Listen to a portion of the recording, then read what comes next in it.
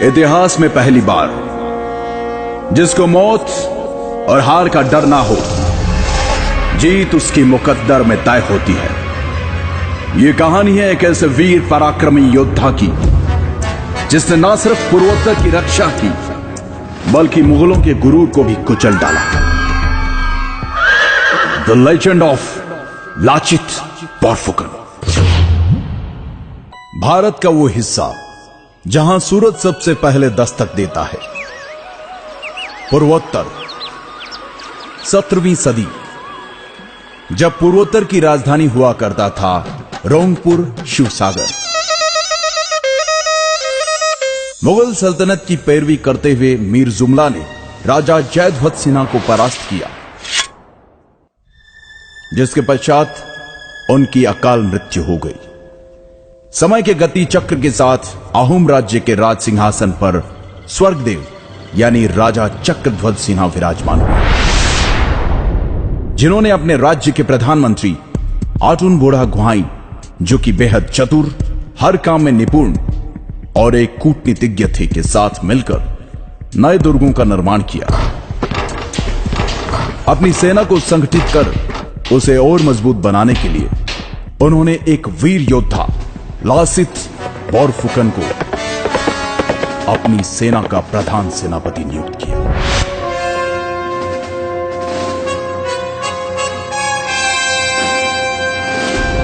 जो कि ऊपरी असम के पहले बोरबरुआ मोमाई तामुली बोरबरुआ के बेटे थे। लासित हर तरह के युद्ध कौशल में सामर्थ्य रखते थे। सेनापति नियुक्त करते वक्त राजा चक्रध्वज सिन्हा ने लासित को एक सोने से निर्मित हैंगडांग यानी तलवार उपहार स्वरूप दी। चक्रध्वज सिन्हा ने धीरे धीरे आसपास के सभी राज्यों से मित्रता के संबंध बनाने शुरू कर दिए और मुगलों के साथ की गई संधियों को तोड़ना शुरू कर दिया। यह सुनकर मुगलों के फौजदार फिरोज खान ने इस विषय को गंभीरता से लेते हुए राजा चक्रध्वज सिन्हा पर दबाव बनाना शुरू किया और चेतावनी दी कि अगर तुमने हमारे साथ की गई संधियों को ठुकराने की कोशिश की तो इसका परिणाम बहुत ही भयानक होगा। उधर इन बातों की परवाह किए बगैर प्रधानमंत्री आटुन बोड़ा गुहाई और प्रधान सेनापति लासित बोरफुकन ने मिलकर पहले छोटी छोटी जगहों पर और फिर अगस्त 1667 को गुवाहाटी पर भी फतह हासिल कर ली, जिसके तहत मुगलों को पीछे हटने पर मजबूर होना पड़ा।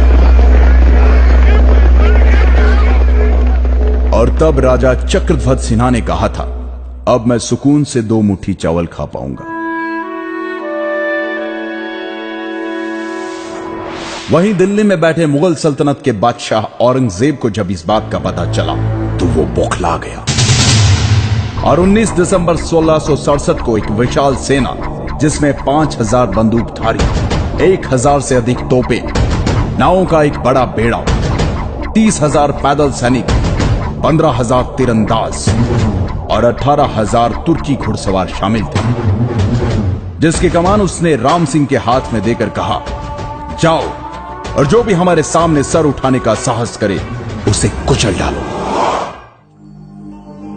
फरवरी 1669 को राम सिंह रंगामाटी आ गया और अपनी विशाल सेना के साथ उसने फिर से गुवाहाटी पर कब्जा कर लिया। तब लाचित ने कहा था कि यह बड़े ही दुख की बात है कि मेरे प्रधान सेनापति रहते हुए मेरा देश भयंकर समस्या से जूझ रहा है। मैं अपने राजा और प्रजा को कैसे इस संकट से मुक्त करूं? कैसे मैं अपने पूर्वजों के मान और सम्मान की रक्षा करूं? उसी दौरान राम सिंह ने एक चाल के तहत बाण के जरिए राजा चक्रध्वज सिन्हा को एक पत्र में लिखा कि लाचित ने हमसे गुवाहाटी खाली करने की एवज में 1 लाख रुपए लिए। एक बार तो राजा को लाचित की ईमानदारी पर शक हुआ, लेकिन प्रधानमंत्री आटुन बोड़ा गुहाई ने समझाया कि लाचित देशभक्त है और यह उनके खिलाफ एक षड्यंत्र मात्र है। लाचित के देशभक्ति की मिसाल इस बात से भी लगाई जा सकती है कि मुगलों पर नजर रखने एवं युद्ध नीति के तहत लाचित ने गुवाहाटी के नजदीक दुर्ग बनाने के काम की जिम्मेदारी अपने मामा को दी थी और कहा कि कल भोर होने से पहले यह दुर्ग तैयार हो जाना चाहिए। मामा ने कहा, आप निश्चिंत होकर आराम करें, सुबह तक काम हो जाएगा। आधी रात को लाचित की बेचैनी बढ़ गई। उनसे रहा नहीं गया और वो दुर्ग का काम देखने चले आए। उन्होंने वहां जाकर देखा तो सारे मजदूर और मामा सो रहे थे। यह देखकर लासित की आंखों में खून उतर आया और उन्होंने गुस्से से मामा को उठाकर कहा, मामा, मैंने आपको कहा था कि काम रात भर में हो जाना चाहिए। दुश्मन हमारी मां की छाती पे खड़ा है, लेकिन बावजूद इसके आप आराम की नींद सो रहे थे। यह देखकर मामा लड़खड़ाते हुए बोला, माफी चाहूंगा, काम करते करते कब नींद लग गई मुझे पता ही नहीं चला। मैं अभी मजदूरों से कहकर काम शुरू करवा देता हूं। परंतु लाचित के सब्र का बांध टूट चुका था।